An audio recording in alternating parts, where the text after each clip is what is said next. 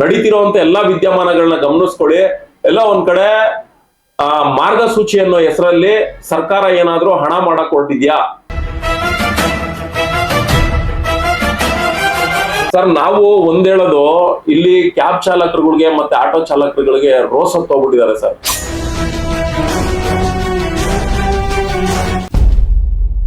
ಈಗ bike tax ಇದು ಒಂದು ತಿಂಗಳು ಮುಂದೂಡಿದ್ದಾರೆ ಅಂತ ಮತ್ತೆ ಮಾಹಿತಿ ಬರ್ತಾರೆ. ಹೌದು, ಅದೇ ನಿನ್ನೆ ಏಪ್ರಿಲ್ 29 ನಿನ್ನೆ ಹೈಕೋರ್ಟ್ ಮತ್ತೆ ಜೂನ್ 15ನೇ ತಾರೀಕುವರೆಗೂ ಕೂಡ ಬೈಕ್ ಟ್ಯಾಕ್ಸಿ ಸೇವೆನ ಮುಂದುವರಿಸ್ಕೊಳ್ಳಿ ಅನ್ನೋ ರೀತಿಯಲ್ಲಿ ಹೈಕೋರ್ಟ್ ಆದೇಶ ಕೊಟ್ಟಿರುವಂತದ್ದನ್ನ ನಿನ್ನೆ ನಾವು ಎಲ್ಲರೂ ಕೂಡ ನೋಡಿದೀವಿ.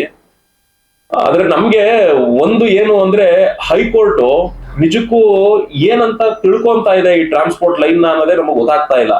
ಯಾಕೆಂದ್ರೆ ಈ ಹೈಕೋರ್ಟ್ಗೆ ಯಾರು ಗೈಡ್ಲೈನ್ಸ್ ಕೊಡ್ತಾ ಇದ್ದಾರೆ, ಈ ಹೈಕೋರ್ಟ್ಗೆ ಗೈಡ್ಲೈನ್ಸ್ ಕೊಡ್ತಿರೋಂಥವ್ರು ನಿಜಕ್ಕೂ ಕೂಡ ಯಾವ ರೀತಿಯಲ್ಲಿ ಗೈಡ್ಲೈನ್ಸ್ ಗಳನ್ನ ಕೊಡ್ತಾ ಇದ್ದಾರೆ ಅನ್ನೋದು ಕೂಡ ಅರ್ಥ ಆಗ್ತಾ ಇಲ್ಲ.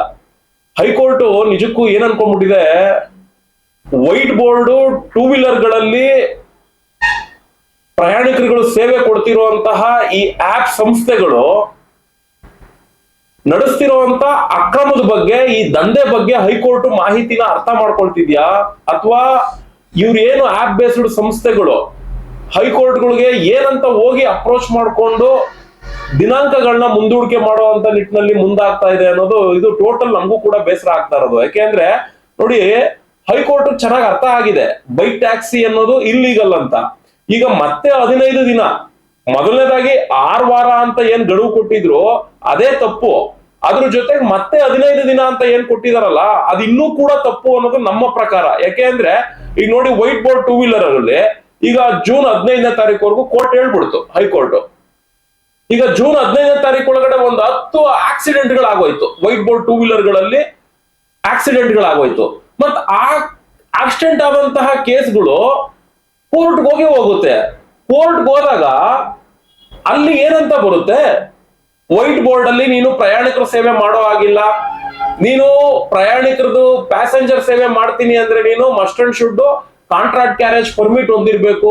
ನೀನ್ ಇದು ಯಾವುದೋ ರೀತಿ ಹೊಂದಿಲ್ಲ ಅಂದಾಗ, ನೀನು ಯಾವ ವ್ಯಕ್ತಿ ನಿನ್ನ ಟೂ ವೀಲರ್ ಇಂದ ಬಿದ್ದು ಪ್ರಾಣ ಕಳ್ಕೊಂಡಿರ್ತಾರೆ ಅಂತವ್ರಿಗೆ ನೀವು ಪರಿಹಾರ ಕೊಡ್ಬೇಕು ಅನ್ನೋ ರೀತಿಲಿ ಇದೇ ಕೋರ್ಟ್ ಹೇಳುತ್ತೆ. ಮತ್ತೆ ಇದೇ ಕೋರ್ಟ್ ಹೇಳ್ತಾ ಇದೆ ಜೂನ್ 15ವರೆಗೂ ಕೂಡ ನೀವು ಮುಂದುವರ್ಸ್ಕೊಂಡು ಹೋಗ್ಬೋದು ಅಂತ. ಅಲ್ಲಿಗೆ ಕೋರ್ಟ್ಗಳಿಗೂ ಕೂಡ ವೈಟ್ ಬೋರ್ಡ್ ಅಲ್ಲಿ ಪ್ರಯಾಣಿಕರು ಸೇವೆ ಕೊಡ್ತಾ ಇರೋಂಥದ್ದು ಅರಿವೇ ಇಲ್ವಾ? ಮಾನ್ಯ ನ್ಯಾಯಾಧೀಶರುಗಳು ಈ ರೀತಿಯ ಒಂದು ಸ್ಟೇಟ್ಮೆಂಟ್ ಕೊಡ್ತಾ ಇದಾರಲ್ಲ, ವೈಟ್ ಬೋರ್ಡ್ ಅಲ್ಲಿ ಇವರು ಬಿಸ್ನೆಸ್ ನಡೆಸ್ತಾ ಇರೋದು, ಅದನ್ನ 6 ವಾರ ಅಂತ ಹೇಳಿ ಮತ್ತೆ ಇನ್ನ ಒಂದು 6 ವಾರ ಹೆಚ್ಚು ಕಡಿಮೆ 1 ತಿಂಗಳು ಕಾಲಾವಕಾಶ, 1.5 ತಿಂಗಳು ಕಾಲಾವಕಾಶ ಕೊಡುವಂತ ಕೆಲಸ ಆಗ್ತದೆ. ಯಾಕೆಂದ್ರೆ ಕಳೆದ ಏಪ್ರಿಲ್ 2ನೇ ತಾರೀಕು, ಇದೇ ಏಪ್ರಿಲ್ ನಲ್ಲಿ 2ನೇ ತಾರೀಕಲ್ಲಿ ಆದೇಶ ಬಂತು. ಮೇ 15ಕ್ಕೆ 6 ವಾರ ಕಂಪ್ಲೀಟ್ ಆಗ್ತದೆ. ಆ ಮೇ 15ವರೆಗೂ ಏನ್ ನೋಡ್ತಿತ್ತು ಅದು ಕೂಡ ಸಮಸ್ಯೆನೆ. ವೈಟ್ ಬೋರ್ಡ್ ಟೂ ವೀಲರ್ ಅಲ್ಲಿ ಪ್ರಯಾಣಿಕರುಗಳು ಕೈಕಾಲು ಮುರ್ಕೊಂಡ್ರೆ ಪ್ರಾಣ ಕಳ್ಕೊಂಡಿದ್ರು ಕೂಡ ಅದು ಕೂಡ ಒಂದೊಂದು ಕೇಸ್ಗಳಾಗಿದ್ರೆ ಪಾಪ ಅಮಾಯಕರ ರೈಡರ್ಗಳು ಕೂಡ ಈ ಆಪ್ ಸಂಸ್ಥೆಗಳ ಕುತಂತ್ರಕ್ಕೆ ಬಲಿ ಆಗ್ತಿದ್ರು. ಕಾನೂನಿನ ಚೌಕಟ್ಟಲ್ಲಿ ತಗಲಾಕೊಂಡು ಪಾಪ ಅವರು ಕೂಡ ತುಂಬಲಾರದ ನಷ್ಟ ಅನುಭವಿಸ್ಬೇಕಾಗ್ತಿತ್ತು. ಆದ್ರೆ ಹೈಕೋರ್ಟ್ ಮತ್ತೆ ಇವ್ರನ್ನ ಜೂನ್ 15ವರೆಗೂ ಅನ್ನೋ ರೀತಿಯಲ್ಲಿ ಮಾಡಿದೆ ಅಂದ್ರೆ, ಎಲ್ಲೋ ಒಂದ್ ಕಡೆ ಹೈಕೋರ್ಟ್ಗೆ ಇವ್ರು ನಡೆಸ್ತಿರುವಂತ ಬಿಸ್ನೆಸ್ ಏನು ಟೂ ವೀಲರ್ ಗಳನ್ನ ಎಲ್ಲೋ ಬೋರ್ಡ್ ಇಟ್ಕೊಂಡು ಬಿಸ್ನೆಸ್ ನಡೆಸ್ತಾ ಇದಾರೆ ಅಂತ ತಿಳ್ಕೊಂಡ್ಬಿಟ್ಟಿದಾರೆ ಏನೋ ಮೊನ್ನೆ ನ್ಯಾಯಾಧೀಶರು ಅನ್ನೋದು ನಮಗೂ ಕೂಡ ಗೊತ್ತಾಗ್ತಾ ಇಲ್ಲ. ಯಾಕೆಂದ್ರೆ ಮೊನ್ನೆ ನೋಡಿ, ರಾಮಲಿಂಗಾರೆಡ್ಡಿ ಸಾರಿಗೆ ಸಚಿವರು ಒಂದು ಸ್ಟೇಟ್ಮೆಂಟ್ ಕೊಡ್ತಾರೆ. ಮಾಧ್ಯಮಗಳು ಪ್ರಶ್ನೆ ಮಾಡಿ ಕೇಳದಂತ ಸಂದರ್ಭದಲ್ಲಿ ಮಾಧ್ಯಮಗಳು 2 ವಿಚಾರನ ಪ್ರಶ್ನೆ ಮಾಡಿ ಕೇಳುತ್ತೆ. ಹೈಕೋರ್ಟ್ 6 ವಾರದ ಗಡುವನ್ನ ಕೊಡ್ತಾ ಇದೆ, 6 ವಾರದ ಗಡುವು ಇನ್ನೇನ್ ಮುಗಿತಾ ಬರ್ತಾ ಇದೆ, ಇದ್ರ ಬಗ್ಗೆ ನಿಮ್ಮ ರಿಯಾಕ್ಷನ್ ಏನು ಅಂತ ಹೇಳಿ ಮಾಧ್ಯಮ ಮಿತ್ರರು ಕೇಳಿದಾಗ ಮಾನ್ಯ ಸಾರಿಗೆ ಸಚಿವರು ಹೇಳ್ತಾರೆ, ಕಾನೂನನ್ನ ಅವರು ಪರಿಪಾಲನೆ ಮಾಡ್ಬೇಕು, ನಾವು ಪರಿಪಾಲನೆ ಮಾಡ್ಬೇಕು. ನಾವು ಆ ಸಂಸ್ಥೆಗಳಿಗೆ ಯಾವುದೇ ರೀತಿಯ ಗೈಡ್ಲೈನ್ಸ್ ನಾವು ಕೊಡೋಕ್ ಬರೋದಿಲ್ಲ. ಯಾಕೆ ಅಂದ್ರೆ ಹೈಕೋರ್ಟ್ ಅವ್ರಿಗೆ ಗೈಡ್ಲೈನ್ಸ್ ಕೊಟ್ಬಿಟ್ಟಿದೆ, 6 ವಾರದವರೆಗೂ ನೀವು 6 ವಾರ ಆದ್ಮೇಲೆ ಬಂದ್ ಮಾಡ್ಬೇಕು ಅಂತೇಳಿ. ಹಂಗಾಗಿ ನಾನು ಯಾವ್ದು ನೋಟಿಸ್ ಅವ್ರಿಗೆ ಕೊಟ್ಟಿಲ್ಲ, ನಾವು ಕೊಡಕ್ಕೂ ಬರೋದಿಲ್ಲ, ಅದು ಹೈಕೋರ್ಟೇ ಕೊಡ್ತಾ ಇದೆ ಅಂತ ಹೇಳ್ಬಿಟ್ರು. ಅದಾದ್ಮೇಲೆ ಇನ್ನೊಂದು ಪಾಯಿಂಟ್ ಔಟ್ ಮಾಡ್ತಾರೆ ಮಾಧ್ಯಮ ಮಿತ್ರರು, ಮಾರ್ಗಸೂಚಿ ಏನ್ ಮಾಡ್ಬಿಟ್ಟಿದೀರಾ ಅಂತ ಕೇಳ್ತಾರೆ. ಅಲ್ಲಿಗೆ ಮಾರ್ಗಸೂಚಿನ ವಿಷಯನ ಮಾಧ್ಯಮ ಮಿತ್ರರು ಪ್ರಶ್ನೆ ಮಾಡಿ ಕೇಳಿದಾಗ ಒಬ್ರು ಸಾರಿಗೆ ಸಚಿವರಾಗಿರುವಂತವ್ರು ಹೈಕೋರ್ಟ್ ಏನು ಗೈಡ್ಲೈನ್ಸ್ ಕೊಟ್ಟಿದೆ ಅನ್ನೋದನ್ನ ಓದೇ ಇಲ್ವಾ ಅವರು? ಇಲ್ಲ ಅಧಿಕಾರಿಗಳಾದ್ರೂ ಅವ್ರಿಗೆ ತಿಳಿಸಿಲ್ವಾ ನಮ್ಗೆ ಮಾರ್ಗಸೂಚಿನ ಕೊಡೋದಕ್ಕೆ ಹೇಳಿದ್ದಾರೆ ಅಂತ? ಎಲ್ಲ ಒಂದ್ ಕಡೆ ಮಾರ್ಗಸೂಚಿ ಅನ್ನೋ ವಿಚಾರ ಬಂದಾಗ ಅದನ್ನ ಹಾಸ್ಯಾಸ್ಪದವಾಗಿ ತಗೊಂಡಿರುವಂತದ್ದು ನಿಜಕ್ಕೂ ಸಾರಿಗೆ ಸಚಿವರಿಗೆ ಶೇಮ್ ಅಂತ ಹೇಳ್ಬೇಕು. ಯಾಕೆಂದ್ರೆ ಮಾಧ್ಯಮ ಮಿತ್ರರು ಕೇಳ್ತಾ ಇದಾರೆ, ಮಾರ್ಗಸೂಚಿ ಏನ್ ಮಾಡಿದೀರಾ ಹೇಳಿ, ನಿಮ್ಗೆ 6 ವಾರ ಆದ್ಮೇಲೆ ಏನ್ ಮಾಡಿದೀರಾ ಮಾರ್ಗಸೂಚಿ ಅಂತ. ಅದಕ್ಕೆ ಇವ್ರು ಏನ್ ಹೇಳ್ತಾ ಇದಾರೆ, 6 ವಾರ ನಿಲ್ಲಿಸ್ಲಿ, 6 ವಾರ ನಿಲ್ಸದ್ಮೇಲೆ ನೋಡೋಣ, 6 ವಾರ ನಿಲ್ಸದ್ಮೇಲೆ ನೋಡಿದ್ಮೇಲೆ ಆಮೇಲೆ ನೋಡೋಣ ಅನ್ನೋ ಒಂದು ಮಾತನ್ನ ಹೇಳ್ತಾರೆ. ಅಂದ್ರೆ ಮತ್ತೆ ಮಾರ್ಗಸೂಚಿ ಮಾಡೋ ಅಂತ ನಿಟ್ಟಿನಲ್ಲಿ ಸಾರಿಗೆ ಸಚಿವರೇನಾದ್ರೂ ಹಫ್ತಾ ವಸೂಲಿ ನಿಂತಿದಾರ, ಅಥವಾ ಸರ್ಕಾರದ ಮಂತ್ರಿಗಳು ಯಾರಾದ್ರೂ ಮಾರ್ಗಸೂಚಿನ ಬಿಡುಗಡೆ ಮಾಡುವಂತ ನಿಟ್ಟಿನಲ್ಲಿ ಏನಾದ್ರೂ ಈ ಆಪ್ ಸಂಸ್ಥೆಗಳಿಂದ ಏನಾದ್ರೂ ಹಣಕ್ಕೆ ಏನಾದ್ರೂ ಎದುರು ನೋಡ್ತಾ ಇದಾರ ಅನ್ನೋದು ನಮಗೂ ಕೂಡ ಎಲ್ಲ ಒಂದ್ ಕಡೆ ಅನುಮಾನ ಬರ್ತಾ ಇದೆ. ಯಾಕೆಂದ್ರೆ ಅವ್ರ ರಿಯಾಕ್ಷನ್ ಹಂಗಿತ್ತು, ಹೌದ್ರಿ ಮಾರ್ಗಸೂಚಿನ ಮಾಡಿದೀವಿ ಅನ್ನೋ ರೀತಿಲಿ ಹೇಳ್ಬೋದಾಗಿತ್ತು. ಅವ್ರೇನಾದ್ರೂ ಬೈಕ್ಗಳನ್ನ ನಿಲ್ಲಿಸ್ಲಿಲ್ಲ ಅಂದ್ರೆ ಖಂಡಿತ ನಮ್ಮ ಅಧಿಕಾರಿಗಳು ವಲಯ ಅವ್ರನ್ನ ಸದೆ ಬಡಿತೀವಿ, ಯಾವುದೇ ಕಾರಣಕ್ಕೂ ಬೈಕ್ ಟ್ಯಾಕ್ಸಿನ ಕರ್ನಾಟಕದಲ್ಲಿ ನಾವು ರನ್ ಮಾಡೋದಕ್ಕೆ ಬಿಡೋದಿಲ್ಲ, ಅದು ವೈಟ್ ಬೋರ್ಡ್ ಆದ್ರೂ ಸರಿನೇ, ನಾವು ಕಮರ್ಷಿಯಲ್ ಪರ್ಪಸ್ಗೆ ನಾವು ಯಾವುದೇ ಕಾರಣಕ್ಕೂ ಕೂಡ ಎಲ್ಲೋ ಬೋರ್ಡ್ ಕೂಡ ಬಿಡೋದಿಲ್ಲ ಅನ್ನೋ ರೀತಿಲಿ ಅವ್ರು ಖಡಕ್ ಸ್ಟೇಟ್ಮೆಂಟ್ ಕೊಡ್ಬೋದಾಗಿತ್ತು. ಆದ್ರೆ ಆ ಮುಗುಳ್ನಗೆ ಬೀರ್ಕೊಂಡು ಹೋಗ್ತಾರೆ ಅಂದಾಗ ಎಲ್ಲೋ ಒಂದ್ ಕಡೆ ಇವರು ಮಾರ್ಗಸೂಚಿ ಅನ್ನೋ ಹೆಸರನ್ನ ಹಣಕ್ಕೇನಾದ್ರೂ ಒತ್ತೆ ಇಡುವಂತ ಕೆಲಸನ ಸಾರಿಗೆ ಸಚಿವರು ಮಾಡ್ತಾ ಇದಾರ ಅನ್ನೋದು ನಮ್ಗೆ ಆ ಸಂದರ್ಭದಲ್ಲಿ ನಾವು ಅಬ್ಸರ್ವ್ ಮಾಡಿದಂಥದ್ದು. ಈಗ ನನ್ನ ಒಂದು ಊಹೆ ಏನು ಅಂದ್ರೆ, ಊಬರ್ ಅನ್ನೋ ಸಂಸ್ಥೆ ಕೋರ್ಟ್ಗೆ ಅಪ್ರೋಚ್ ಮಾಡಿದೆ, ಮತ್ತೆ ಜೂನ್ವರೆಗೂ ಕೂಡ ಕೋರ್ಟ್ ಅಲ್ಲಿ ಅಪ್ರೋಚ್ ಮಾಡಿ ಕಾಲಾವಕಾಶ ತಗೊಂಡಿದೆ. ಅಂದ್ರೆ ಎಲ್ಲ ಒಂದ್ ಕಡೆ ಓಲಾ, ಊಬರ್, ರ್ಯಾಪಿಡೋ ಈ 3 ಸಂಸ್ಥೆಗಳು ಸರ್ಕಾರದ ಮಂತ್ರಿಗಳನ್ನ ಭೇಟಿ ಮಾಡಿರ್ಬೋದು, ಸರ್ಕಾರದ ಮಂತ್ರಿಗಳು ಏನಾದ್ರೂ ಡಿಮ್ಯಾಂಡ್ ಮಾಡಿರ್ಬೋದು, ನಾವ್ ಯಾಕೆ ಇವ್ರಿಗೆ ಡಿಮ್ಯಾಂಡ್ಗೆ ದುಡ್ಡು ಕೊಡ್ಬೇಕು, ನಾವ್ ಯಾಕೆ ಇವ್ರಿಗೆ ಬಲಿ ಆಗ್ಬೇಕು, ಬೇಡ ಬಿಡು ಕೋರ್ಟ್ಗೆ ಹೋಗೋಣ ಅಂತ ಏನಾದ್ರೂ ಹೋಗಿರ್ಬೋದಾ ಅನ್ನೋದು ನಮ್ಮ ಒಂದು ಊಹೆ. ಯಾಕೆಂದ್ರೆ ನಮ್ಮ ಒಂದು ಸಂಘಟನೆ ಅನುಭವದಲ್ಲಿ ಈ ಮಾತನ್ನ ಹೇಳ್ತಾ ಇರೋದು. ಇಲ್ಲ ನಾವು ಕಾನೂನಾತ್ಮಕವಾಗಿ ನೋಡ್ತೀವಿ ಅನ್ನೋದಾದ್ರೆ, ಏನಾದ್ರೂ ಊಬರ್ ಸಂಸ್ಥೆಯವರು ಕೋರ್ಟ್ ಕೊಟ್ಟಿರುವಂತ ಕಾಲಾವಕಾಶ 6 ವಾರ ಏನಿದೆ ಅದ್ ನಮಗ್ ಸಾಕಾಗಲ್ಲ, ಇನ್ನು ಮತ್ತೆ ಏನಾದ್ರೂ ನಮ್ಗೆ ಕಾಲಾವಕಾಶ ಬೇಕು ಅನ್ನೋ ರೀತಿಯಲ್ಲಿ ಏನಾದ್ರೂ ಪ್ರೋಸೆಸ್ ಮಾಡಿರ್ಬೋದಾ? ಅಥವಾ ರಾಮಲಿಂಗಾರೆಡ್ಡಿ ಅವರು ಮೊನ್ನೆ ಒಂದು ಸ್ಟೇಟ್ಮೆಂಟ್ ಕೊಡ್ತಾರೆ, ನಾವು ಅಧಿಕಾರಿಗಳಿಗೆ ನೋಟಿಸ್ ಕೊಟ್ಟಿದೀವಿ ಈ ಒಂದು ಬೈಕ್ ಟ್ಯಾಕ್ಸಿ ವಿಚಾರವಾಗಿ, ಇನ್ನೊಂದು 2 ವಾರ ಇರೋದ್ರಿಂದ ನಾನು ಒಂದು ನೋಟಿಸ್ ಇಶ್ಯೂ ಮಾಡಿದೀನಿ ಅಂತ ಹೇಳ್ತಾರೆ. ಆ ನೋಟಿಸ್ ಅನ್ನ ಆಧಾರವಾಗಿ ಇಟ್ಕೊಂಡೇನಾದ್ರೂ ಇನ್ನು ಯಾವುದೇ ರೀತಿಯ ಮಾರ್ಗಸೂಚಿನ ಇವರು ಮಾಡ್ಕೊಟ್ಟಿಲ್ಲ ನಮ್ಗೆ, ಇವರ ಒಂದು ಮಾರ್ಗಸೂಚಿಯ ಒಂದು ವ್ಯವಸ್ಥೆ ನಮ್ಗೆ ಇದುವರೆಗೂ ಕೂಡ ಬರ್ದೇ ಇರೋ ಕಾರಣ ಎಲ್ಲ ಒಂದ್ ಕಡೆ ರಾಜ್ಯ ಸರ್ಕಾರ ವಿಳಂಬ ಮಾಡ್ತಿದೆ ಅನ್ನೋ ಉದ್ದೇಶ ಇಟ್ಕೊಂಡು ಇವ್ರೇನಾದ್ರೂ ಕೋರ್ಟ್ಗೆ ಹೋಗಿ ಅಪ್ರೋಚ್ ಮಾಡಿ ಮತ್ತೆ ಜೂನ್ 15ವರೆಗೂ ಕೂಡ ಕಾಲಾವಕಾಶ ತಗೊಂಡಿದಾರ. ಇದನ್ನ ಮಾನ್ಯ ಕಾನೂನು ಹೇಳ್ಬೇಕಾಗ್ತದೆ, ನಮ್ಗಳಿಗೆ ಜನಕ್ಕೆ ತಿಳಿಸ್ಕೊಡ್ಲೇಬೇಕಾಗ್ತದೆ. ಅವ್ರು ಯಾವ ಉದ್ದೇಶ ಇಟ್ಕೊಂಡು ಬಂದು ಅಪ್ರೋಚ್ ಮಾಡಿ ಕೋರ್ಟ್ಗೆ ಮತ್ತೆ ಜೂನ್ 15ವರೆಗೂ ಕೂಡ ಕಾಲಾವಕಾಶ ತಗೊಂಡ್ರು ಅನ್ನೋದನ್ನ ವಿವರಣೆ ಕೊಟ್ಟು ಹೇಳ್ಬೇಕಾಗ್ತದೆ. ಯಾಕೆಂದ್ರೆ ಎಲ್ಲವೂ ಕೂಡ ಟೋಟಲ್ ಗೊಂದಲಮಯವಾಗಿದೆ. ಸ್ಟಾರ್ಟಿಂಗ್ ಏಪ್ರಿಲ್ 2ನೇ ತಾರೀಕು ಹೈಕೋರ್ಟ್ ಇಂದ ಆದೇಶ ಬಂದಿದ್ದು ಕೂಡ ಅಡ್ಗೋಡೆ ಮೇಲೆ ದೀಪ ಇಡುವಂತ ರೀತಿಯ ಆದೇಶನೇ. ಯಾಕೆಂದ್ರೆ ಒಂದ್ ಹೇಳುತ್ತೆ 6 ವಾರ ಆದ್ಮೇಲೆ ಕಾರ್ಯಾಚರಣೆನ ನೀವು ಸ್ಥಗಿತಗೊಳಿಸಬೇಕು, ತಾತ್ಕಾಲಿಕ ಅನ್ನೋ ಒಂದು ಪದ ಬಳಸ್ತದೆ. ಸಂಪೂರ್ಣವಾಗಿ ನೀವು ನಿಷೇಧ ಮಾಡಬೇಕು ಅನ್ನೋ ರೀತಿಯಲ್ಲಿ ಹೇಳಲ್ಲ, ತಾತ್ಕಾಲಿಕ ಅನ್ನೋ ಒಂದು ಪದ ಬಳಸಿ 6 ವಾರ ಆದ್ಮೇಲೆ ನೀವು ಮಾರ್ಗಸೂಚಿನ ಸರ್ಕಾರದ ವತಿಯಿಂದ ಪಡ್ಕೊಳ್ಬೇಕಾಗುತ್ತೆ ಅನ್ನೋ ರೀತಿಲೂ ಕೂಡ ಕೋರ್ಟು ಹೇಳುತ್ತೆ. ಅಂದ್ರೆ ಎಲ್ಲೋ ಒಂದ್ ಕಡೆ ವಾಣಿಜ್ಯ ಬಳಕೆಯ ಟ್ಯಾಕ್ಸಿ ಚಾಲಕರುಗಳಿಗೆ, ಆಟೋ ಚಾಲಕರುಗಳಿಗೆ ಹೈಕೋರ್ಟ್ ಕೂಡ ಅನ್ಯಾಯ ಮಾಡ್ತಿದೆ ಅನ್ನೋದು ನಾವು ನಡೀತಿರುವಂತ ವಿದ್ಯಮಾನಗಳನ್ನ ಗಮನಿಸಿದಾಗ ಅರ್ಥ ಆಗ್ತಿರುವಂತ ಸಂಗತಿ ಅಂತ ನಮಗೂ ಕೂಡ ಅನ್ನಿಸ್ತಾ ಇದೆ. ಹಾಗಾಗಿ ನಮ್ಮ ಆಟೋ ಚಾಲಕರುಗಳು ಮತ್ತೆ ಕ್ಯಾಬ್ ಚಾಲಕರುಗಳು ನಡೀತಿರುವಂತ ಎಲ್ಲಾ ವಿದ್ಯಮಾನಗಳನ್ನ ಗಮನಿಸ್ಕೊಳ್ಳಿ. ಎಲ್ಲ ಒಂದ್ ಕಡೆ ಮಾರ್ಗಸೂಚಿ ಅನ್ನೋ ಹೆಸರಲ್ಲಿ ಸರ್ಕಾರ ಏನಾದ್ರೂ ಹಣ ಮಾಡಕ್ ಹೊರಟಿದ್ಯಾ, ಅಥವಾ ಮಾರ್ಗಸೂಚಿ ಅನ್ನೋ ಹೆಸರಲ್ಲಿ ಈ ಆಪ್ ಸಂಸ್ಥೆಗಳಿಗೆ ವ್ಯವಸ್ಥೆಗಳನ್ನ ಮಾಡ್ಕೊಡ್ತಿಲ್ವಾ, ಇದೆಲ್ಲವೂ ಕೂಡ ಗೌಪ್ಯವಾಗಿರೋದ್ರಿಂದ ಇದನ್ನ ಬಹಿರಂಗವಾಗಿ ಈ ಆಪ್ ಸಂಸ್ಥೆಗಳು ಹೇಳ್ಬೇಕಾಗ್ತದೆ, ಇಲ್ಲ ಅಂದ್ರೆ ಬಹಿರಂಗವಾಗಿ ಸರ್ಕಾರ ಹೇಳ್ಬೇಕಾಗ್ತದೆ. ಸರ್ಕಾರ ಮೀನ್ಸ್ ಸಾರಿಗೆ ಸಚಿವರು ಹೇಳ್ಬೇಕಾಗ್ತದೆ, ಇಲ್ಲ ಅಧಿಕಾರಿಗಳು ಹೇಳ್ಬೇಕಾಗ್ತದೆ, ಇಲ್ಲ ಇವ್ರಿಬ್ರು ಬಾಯಿ ಬಿಡ್ಲಿಲ್ಲ ಅಂದ್ರೆ ಕೋರ್ಟ್ ಹೇಳ್ಬೇಕಾಗ್ತದೆ.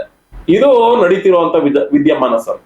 ಈಗ ನೆಕ್ಸ್ಟ್ ಈಗ ಆಲ್ರೆಡಿ ಪರ್ಮಿಷನ್ ಅಮೌಂಟ್ ಕೊಟ್ಟಿದ್ದಾರೆ, ಈಗ ಕ್ಯಾಬ್ ಮತ್ತೆ ನಿಮ್ಮ ಟ್ಯಾಕ್ಸಿ ಸಂಘಟನೆಗಳ ಮುಂದಿನ ನಡೆ ಏನು ಸರ್? ಸರ್ ನಾವು ಒಂದ್ ಹೇಳೋದು, ಇಲ್ಲಿ ಕ್ಯಾಬ್ ಚಾಲಕರುಗಳಿಗೆ ಮತ್ತೆ ಆಟೋ ಚಾಲಕರುಗಳಿಗೆ ರೋಸ್ ಹೋಗ್ಬಿಟ್ಟಿದ್ದಾರೆ ಸರ್. ಈಗ ಸಮ್ಮಿಶ್ರ ಸರ್ಕಾರ ಇತ್ತು. ಸಮ್ಮಿಶ್ರ ಸರ್ಕಾರದಲ್ಲಿ JDS ಮತ್ತೆ ಕಾಂಗ್ರೆಸ್ ಪಕ್ಷ ಇತ್ತು. ಆಗ್ಲೂ ಕೂಡ ಈ ಆಪ್ ಸಂಸ್ಥೆಗಳ ಒಂದು ಉಪಟಳನ ಬಗ್ಸಕ್ ಆಗಿರ್ಲಿಲ್ಲ. ಆಗ್ಲೂ ಕೂಡ ಏನ್ ನಡೀತು ಅನ್ನೋದು ನಮಗ್ ಗೊತ್ತಿದೆ. ಯಾಕೆಂದ್ರೆ ಆಗ ಟ್ರಾನ್ಸ್ಪೋರ್ಟ್ ಮಿನಿಸ್ಟ್ರು DC ತಮ್ಮಣ್ಣ ಅವರಿದ್ರು. ಆಗ್ಲೂ ಕೂಡ ಬೈಕ್ ಟ್ಯಾಕ್ಸಿ ರನ್ ಆಗ್ತಿದ್ದದನ್ನ ಆ ಸಂದರ್ಭದಲ್ಲೇ ಅದು ಮಾನ್ಯ ಇಕ್ಕೇರಿ ಸಾಹೇಬರು ಬಂದ್ ಮಾಡಿಸಿದ್ರು. ಆಗ್ಲೂ ಏನೆಲ್ಲ ಬೆಳವಣಿಗೆ ನಡೀತು ಅಂತ ನಾವು ನೋಡಿದೀವಿ. ಸಮ್ಮಿಶ್ರ ಸರ್ಕಾರದಲ್ಲೂ ಈ ಕಥೆ ಆಯ್ತಾ. ಬಿಜೆಪಿ ಸರ್ಕಾರ ಅಧಿಕಾರಕ್ಕೆ ಬಂತು. ಅವ್ರು ಬಂದ್ರು ಕೂಡ ಈ ಆಪ್ ಸಂಸ್ಥೆಗಳ ಉಪಟಳ ತಗ್ಲಿಲ್ಲ. ಸರಿ, ಕಾಂಗ್ರೆಸ್ ಸರ್ಕಾರ ನಾವು ಚಾಲಕರ ಪರವಾಗಿದ್ದೀವಿ ಅಂತ ಹೇಳಿ ಸಾಕಷ್ಟು ಹೋರಾಟಗಳಲ್ಲಿ ಕೈ ಜೋಡಿಸ್ತು. ಹಲವಾರು ಮೀಟಿಂಗ್ಗಳನ್ನ ನಮ್ಮನ್ನ ಕರೆದು ನಾವು ನಿಮ್ ಪರ ಇರ್ತೀವಿ, ನಮ್ಮ ಸರ್ಕಾರ ಅಧಿಕಾರಕ್ಕೆ ಬಂದ್ರೆ ನಿಮ್ಗೆಲ್ಲ ಅನುಕೂಲತೆಗಳು ಮಾಡ್ಕೊಡ್ತೀವಿ ಅಂತಾನು ಕೂಡ ಹೇಳ್ತು. ಆದ್ರೆ ಕಾಂಗ್ರೆಸ್ ಸರ್ಕಾರ ಅಧಿಕಾರಕ್ಕೆ ಬಂದ್ರು ಕೂಡ ಈ ಆಪ್ ಸಂಸ್ಥೆಗಳ ಗುಲಾಮರಾಗಿದಾರಲ್ಲ. ಮೊನ್ನೆ ನೋಡಿ, ಏಕಾಏಕಿ ಯಾರ ಕೈಗೂ ಕೂಡ ಸಿಗದೇ ಇರುವಂತಹ ಓಲಾ ಭವಿಷ್ಯ ಅಗರ್ವಾಲ್ ಹೋಗಿ ನಮ್ಮ DK ಶಿವಕುಮಾರ್ ಸಾಹೇಬ್ರನ್ನ ಭೇಟಿ ಮಾಡಿ ಅವ್ರನ್ನ ಒಂದು ಗಿಫ್ಟ್ ಕೊಟ್ಟು ಒಂದು ಫೋಟೋ ತೆಗೆದು ಸಾಮಾಜಿಕ ಜಾಲತಾಣದಲ್ಲಿ ಅಪ್ಲೋಡ್ ಮಾಡ್ತಾರೆ ಅಂದ್ರೆ ಇಲ್ಲಿ ಸರ್ಕಾರ ನಡೆಸ್ತಿರುವಂತವ್ರು ಕಾರ್ಮಿಕರ ಪರ ಇದಾರ ಅಥವಾ ಬಂಡವಾಳಶಾಹಿಗಳ ಪರ ನಿಂತಿದಾರ ಅನ್ನೋದನ್ನ ನಾವು ಅಲ್ಲೇ ನೋಡ್ಕೊಂಡು. ಹಂಗಾಗಿ ಈ ಸರ್ಕಾರದ ಮೇಲೂ ಕೂಡ ನಮ್ಗೆ ಯಾವುದೇ ರೀತಿಯ ಭರವಸೆ ಇಲ್ಲ ಸರ್. ಪಕ್ಕಾ ಎಲ್ಲರೂ ಕೂಡ 420, 840 ಸರ್ಕಾರಗಳು. ಹಂಗಾಗಿ ಆಟೋ ಚಾಲಕರುಗಳಿಗೆ, ಕ್ಯಾಬ್ ಚಾಲಕರುಗಳಿಗೆ, ಈ ರಾಜಕಾರಣಿಗಳ ಮೇಲೆ, ಇವ್ರು ನಡೆಸ್ತಿರುವಂತ ಸರ್ಕಾರದ ವ್ಯವಸ್ಥೆ ಮೇಲೆ ಖಂಡಿತ ನಂಬಿಕೆ ಅನ್ನೋದು ಸತ್ತೋಗ್ಬಿಟ್ಟಿದೆ. ಹಂಗಾಗಿ ನಾವು ಸಂಘಟನೆ ವತಿಯಿಂದ ಹೇಳೋದಿಷ್ಟೇ ಸರ್. ಎಸ್ಪೆಷಲಿ ನಾನ್ ಹೇಳೋದು ಆಟೋ ಚಾಲಕರುಗಳಿಗೆ, ಕ್ಯಾಬ್ ಚಾಲಕರುಗಳಿಗೆ, ಈಗ ಬೈಕ್ ಟ್ಯಾಕ್ಸಿ ರನ್ ಮಾಡ್ತಿರೋಂಥದ್ದು ಯಾರು? ರ್ಯಾಪಿಡೋ, ಓಲಾ, ಊಬರ್. ಈ 3 ಸಂಸ್ಥೆಗಳು ಬೈಕ್ ಟ್ಯಾಕ್ಸಿನ ರನ್ ಮಾಡ್ತಿದ್ದಾವೆ ಅಂದ್ಮೇಲೆ ನೀವು ಆ ಸಂಸ್ಥೆಗಳನ್ನ ವಿರೋಧ ಮಾಡ್ತಾ ಇದ್ದೀರಾ ಅಲ್ವೇನ್ರಪ್ಪ? ಕ್ಯಾಬ್ ಚಾಲಕರುಗಳು, ಆಟೋ ಚಾಲಕರುಗಳು ವಿರೋಧ ಮಾಡ್ತಾ ಇದ್ದೀರಾ. ಅವ್ರು ಸರಿ ಇಲ್ಲ. ಈಗ ಅವರು ನಿಮ್ಮ ಹೊಟ್ಟೆ ಮೇಲೆ ಹೊಡೆಯುವಂತ ಒಂದು ವ್ಯವಸ್ಥೆನ ರೂಪಿಸ್ಬಿಡ್ತಾ ಇದ್ದಾರೆ. ಅದು ಸುಭದ್ರವಾಗಿ ನಿಲ್ಲುವಂತ ರೀತಿಯಲ್ಲೂ ಕೂಡ ರೂಪಿಸ್ತಾ ಇದ್ದಾರೆ. ಹಂಗಿದ್ಮೇಲೆ ನಾವು ಅವ್ರನ್ನ ದೂಷಿಸ್ತೀವಿ ಅಂದ್ಮೇಲೆ ಬಿಡಿ.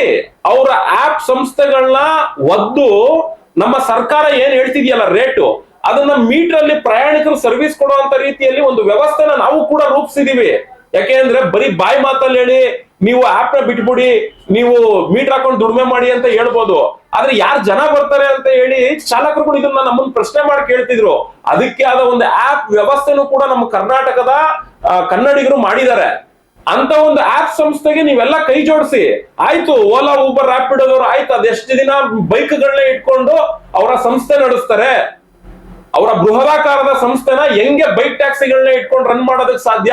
ನೀವೆಲ್ಲ ಅದನ್ನ ವಿರೋಧ ಮಾಡ್ತೀರಾ ಅನ್ನೋದಾದ್ರೆ ಬರ್ರಪ್ಪ, ಮೀಟರ್ ಹಾಕೊಂಡು ಪ್ರಯಾಣಿಕರುಗಳು ಸೇವೆ ಕೊಡುವಂತ ಪ್ಲಾಟ್ಫಾರ್ಮ್ ನ ರೆಡಿ ಮಾಡಿದೀವಿ, ಬನ್ನಿ ಮೀಟರ್ ಹಾಕೊಂಡು ಗಾಡಿ ಓಡಿಸಿ ಅಂತ ಹೇಳಿ ಈ ಚಾಲಕರುಗಳಿಗೂ ಕೂಡ ಸಾಕಷ್ಟು ರೀತಿಯಲ್ಲಿ ಅವೇರ್ನೆಸ್ ಮೂಡಿಸಿದ್ರು ಕೂಡ ಈ ನಮ್ ಡ್ರೈವರ್ಸ್ ಗಳು ಕೂಡ ಅಷ್ಟೇ ಈ ರಾಜಕಾರಣಿಗಳಂತೆ ಅವರು ಕೂಡ ದ್ವಂದ್ವ ನಿಲುವಲ್ಲೇ ಇದ್ಬಿಟ್ಟಿದ್ದಾರೆ. ಯಾಕೆ ಅಂದ್ರೆ ಇಷ್ಟು ದಿನದವರೆಗೂ ಓಲಾ ಊಬರ್ ಅಲ್ಲಿ ರೇಟ್ ಕಮ್ಮಿ ಕೊಡ್ತಾ ಇದ್ರು. ಓಲಾ ಊಬರ್ ಅಲ್ಲಿ ರೇಟ್ ಕಮ್ಮಿ ಕೊಡ್ತಿದ್ರು ಅಂತ ಹೇಳಿ ಹೋರಾಟಗಳು ನಡೀತಾ ಇತ್ತು. ಅದ್ರ ತಕ್ಕಂತೆ ಏನಾಯ್ತು, ರ್ಯಾಪಿಡೋ, ನಮ್ಮ ಯಾತ್ರಿ ಅನ್ನೋ ಸಂಸ್ಥೆ ಬಂದ್ಬಿಡ್ತು. ಈ 2 ಸಂಸ್ಥೆ ಬಂದಾದ್ಮೇಲೆ ಇವರಿಬ್ರು ಕಮಿಷನ್ ನ ತೆಗೆದಾಕಿ ಪ್ಲಾಟ್ಫಾರ್ಮ್ ಚಾರ್ಜ್, ಸಬ್ಸ್ಕ್ರೈಬ್ ಅಮೌಂಟ್ ಅಂತ ಬಂದ್ಬಿಟ್ರು. ಏಕಾಏಕಿ ಓಲಾ ಊಬರ್ ಕೂಡ ಕಮಿಷನ್ ನ ಬಿಟ್ಬಿಟ್ರು. ಇಷ್ಟು ವರ್ಷದಿಂದ ಕಮಿಷನ್ ಅಲ್ಲೇ ಇದ್ದವರು ಏಕಾಏಕಿ ಅವರು ಕೂಡ ಸಬ್ಸ್ಕ್ರೈಬ್ ಪ್ಲಾನ್ ಗೆ ಬಂದ್ಬಿಟ್ರು. ಅಂದ್ರೆ ಈ 4 ಆಪ್ಗಳು ಸಬ್ಸ್ಕ್ರೈಬ್ ಪ್ಲಾನ್ ಬಂದು ಡ್ರೈವರ್ಗಳನ್ನ ಇವ್ರು ಹಿಡಿತದಲ್ಲಿ ಇಟ್ಕೊಂಡ್ರು. ಇಲ್ಲಿ ಏನಾಗ್ತಾ ಇದೆ, ರ್ಯಾಪಿಡೋ, ನಮ್ಮ ಯಾತ್ರಿ ಅನ್ನೋ ಸಂಸ್ಥೆ ಓಲಾ ಊಬರ್ ಟಕ್ಕರ್ ಕೊಡೋದಕ್ಕೆ ರೇಟ್ ನ ವೇರಿಯೇಷನ್ ಮಾಡ್ಕೊಂಡು ಕ್ಯಾಬ್ ಚಾಲಕರುಗಳು ಕೊಡ್ತಾ ಇದೆ. ಇಲ್ಲಿ ಕ್ಯಾಬ್ ಚಾಲಕರುಗಳಿಗೆ ಏನಾಗ್ತಾ ಇದೆ, ಇಷ್ಟು ದಿನದವರೆಗೂ ನಮ್ಗೆ ಸರ್ಕಾರ ಕೊಡೋ ರೇಟ್ ಬೇಕು ಅನ್ನೋ ರೀತಿಯಲ್ಲಿ ಹೇಳ್ತಿದ್ದಂತವ್ರು ಮೀಟರ್ ಹಾಕೊಂಡು ದುಡಿಮೆ ಮಾಡಕ್ ಬರ್ರಿ ಅಂತ ಕರೆದ್ರೆ ನಮ್ಗೆ ಬಿಡು ರ್ಯಾಪಿಡೋ, ನಮ್ಮ ಯಾತ್ರಿಯಲ್ಲೇ ಹೆಚ್ಚು ಕಡಿಮೆ ಅದೇ ರೇಂಜ್ ಅಲ್ಲೇ ನನ್ಗೆ ಹಣ ಸಿಗ್ತಾ ಇದೆಯಲ್ಲ ಅಂತೇಳಿ ಮೀಟರ್ ಹಾಕ್ಸ್ಕೊಳ್ಳದೇನೆ ಇವ್ರು ಮತ್ತೆ ಅವ್ರನ್ನ ನೀವು ಬೆಳೆಸಕ್ ಹೋಗ್ತಾ ಇದ್ದೀರಾ ಅಂದ್ರೆ ನೀವೆಲ್ಲ ಏನ್ ಮಾಡಕ್ ಹೊರಟಿದ್ದೀರಾ? ಆಟೋ ಚಾಲಕರುಗಳು, ಕ್ಯಾಬ್ ಚಾಲಕರುಗಳು, ನಿಮ್ಗೂನು ಈ ರಾಜಕಾರಣಿಗಳಿಗೂ ವ್ಯತ್ಯಾಸನೇ ಇಲ್ವಾ?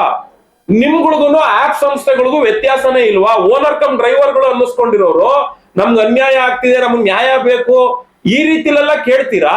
ಮತ್ತೆ ಹೈಕೋರ್ಟ್ ಆ ರೀತಿಯಲ್ಲಿ ನಡೀತಾ ಇರುವಂತ ನಡೆ ಆಗಿರ್ಬೋದು, ರಾಜಕಾರಣಿಗಳು ನಡೆಸ್ತಿರೋ ನಡೆ ಆಗಿರ್ಬೋದು, ಆಪ್ ಸಂಸ್ಥೆಗಳು ನಡೆಸ್ತಿರೋ ನಡೆ ಆಗಿರ್ಬೋದು, ನೀವುಗಳು ನಡ್ಕೊಂತಿರೋ ನಡೆ ಆಗಿರ್ಬೋದು, ಇದನ್ನೆಲ್ಲ ನೋಡಿದಾಗ ನಿಜಕ್ಕೂ ಇಂಥ ವಿಚಾರಗಳನ್ನ ಯಾರು ಧ್ವನಿ ಎತ್ಕೊಂಡು ಮುಂದೆ ಹೋಗ್ತಾರೆ ಅವ್ರನ್ನ ಬಾವಿಗೆ ತಳ್ಳುವಂತ ಕೆಲಸಗಳನ್ನ ನೀವೆಲ್ಲ ಸೇರ್ಕೊಂಡು ಮಾಡ್ತಾ ಇದ್ದೀರಾ ಅನ್ನೋದು ನಿಜವಾಗ್ಲೂ ನಡೀತಿರೋ ವಿದ್ಯಮಾನ ಗಮನಿಸಿದಾಗ ನಮ್ಗೆ ಅನ್ನಿಸ್ತಾ ಇರುವಂತ ವಿಚಾರ ಸರ್.